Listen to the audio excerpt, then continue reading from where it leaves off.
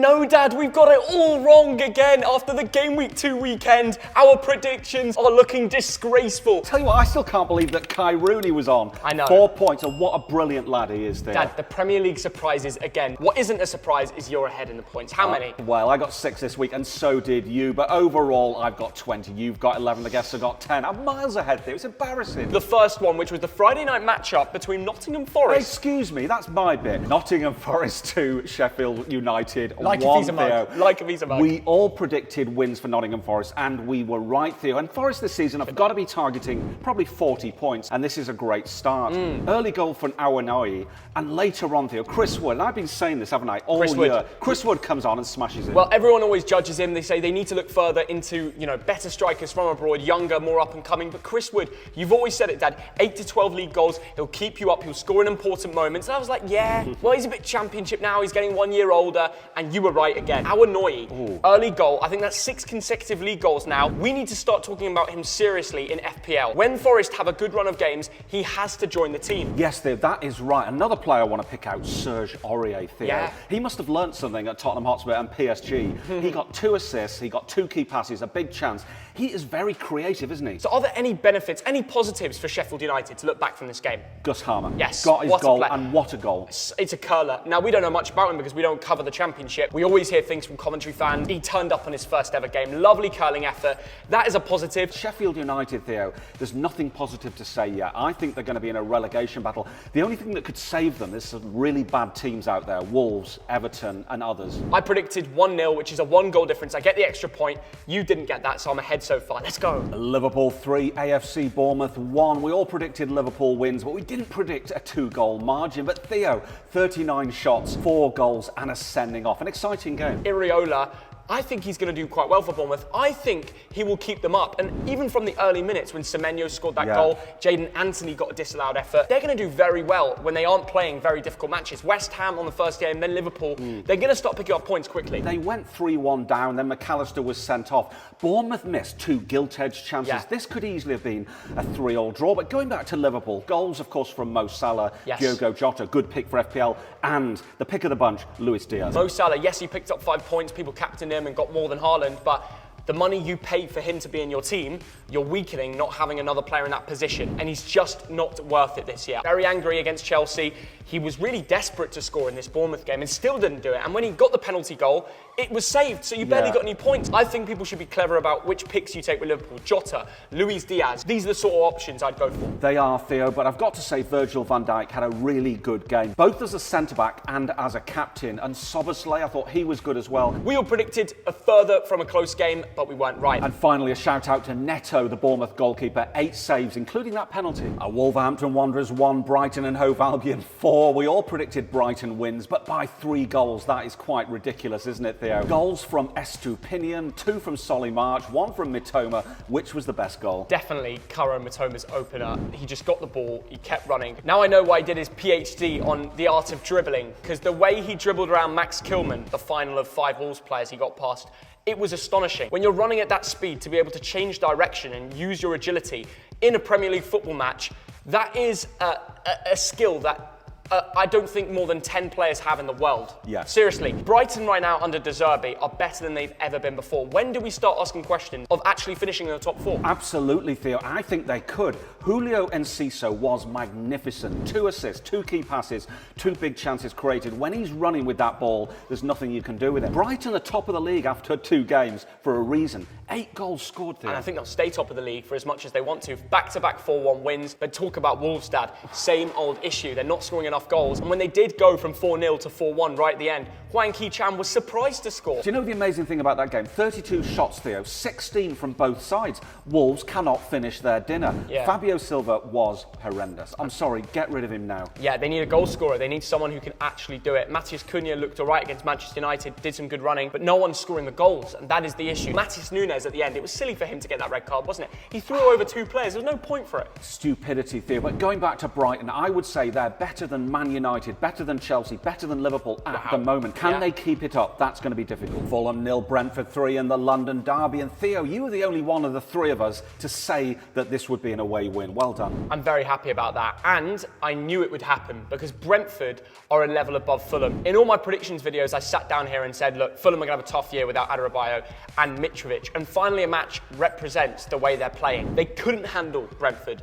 And they're missing Tony. It's like they don't even need Tony. The way, the fluidity between Mbuemo and Wissa up front, it's just special. But the real story of this Brentford team is keeping the core, keeping the same midfield, getting the tactics right, Thomas Frank believing in his players. They want it more, and they did that day, didn't they, Dad? Theo, they are a wonderful team. This is not about 11 stars. This is about 11 players who play well together. Matthias Jensen really impressed for me, Theo, in midfield. Fulham, a bit hopeless at times. I look around Fulham's team now and I just think, is that going to survive in the Premier League? Palhinha out injured and there's rumours when he comes back he might leave. If he leaves, Fulham are real danger for getting relegated this year. It's that combination of defensive frailty which we saw at the weekend and a lack of threat up front. That's a dangerous combination. I will say that they got battered by Brentford. Yes. Could have been more. Tottenham Hotspur 2, Manchester United 0. But should we be surprised, Theo? None of us predicted a Spurs win. Kai Rooney thought United would win. Well, both of us said draws. We thought Manchester United were actually better than they are. I expected more from Mason Mount. I expected more from Garnacho. Yeah. There's so many players that are almost not producing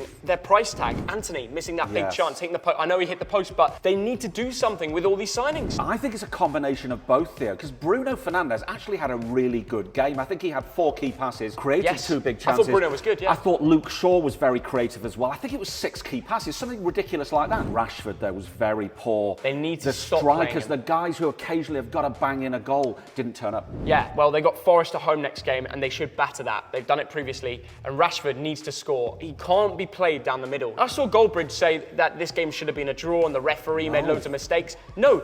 You got battered by Spurs. I love you, Goldbridge, but Spurs were the better team. Pape Matar had the best game he's ever had in a Spurs shirt. Even Ben Davies got on the score sheet, or maybe it was an own goal. The stats actually showed that Man United had a lot of chances, but when you actually watch that game, Spurs were by far the better team. Because they were making better chances. Correct. And Manchester United defensively were woeful. I look at the Man United squad and I think bang average. And I say this week after week, money needs to be spent by the Glazers. I actually blame the Glazers. I think it goes back to the ownership situation.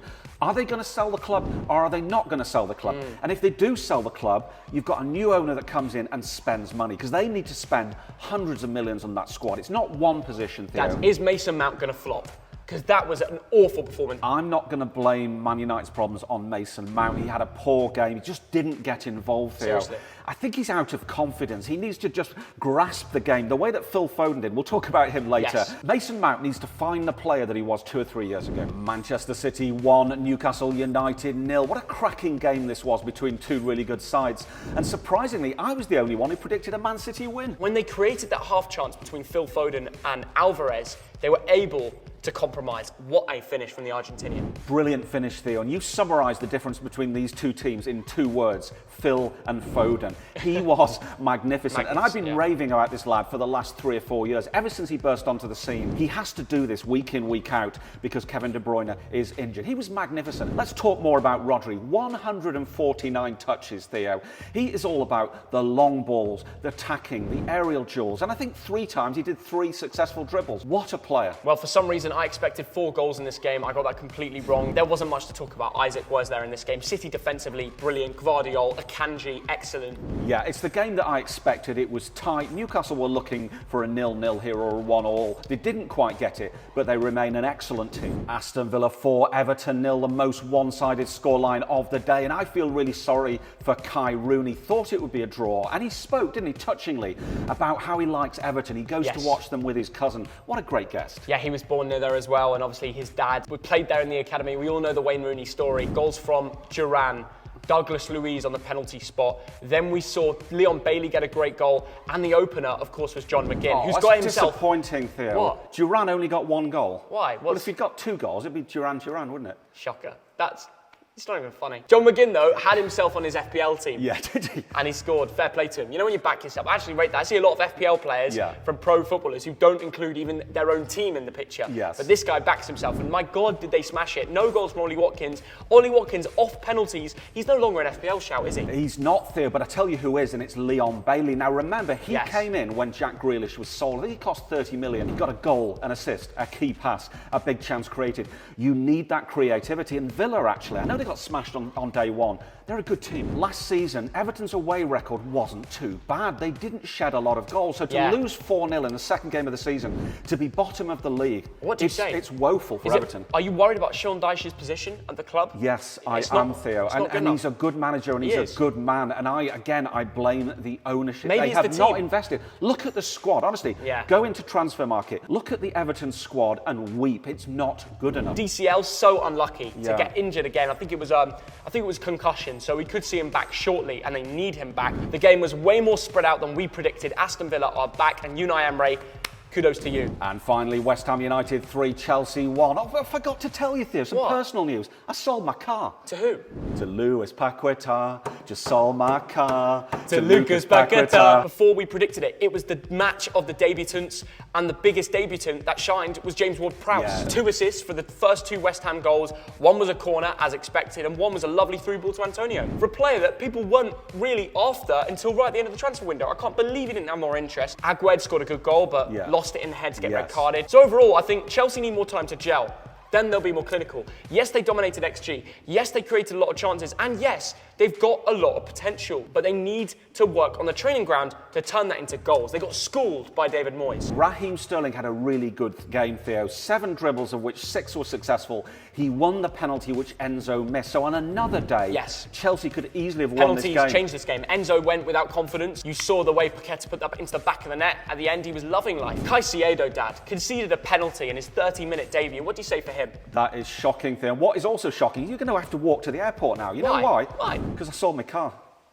Dad, not again. Don't do this again. Can we give a shout out though to Chukwuemeka? Scored a lovely finish, great shimmy, put it into the top right corner. Want to see more of him. They made more signings than Premier League wins under Todd Bowley. That is a shot. Well done, West Ham. A lot more to come from you. And I want to see Chelsea batter Luton Town next week. They have to go and win 4-5-0, don't they? I'd love to see Luton win that one, Theo. Fascinating week, and thanks again to Kai Rooney. What a lad. Legend. Some great predictions. Good luck in your career. Thank you so much for watching this video. Game Week 3 predictions. Comment below. Who should we get on as guest? See you in a bit. Bye-bye.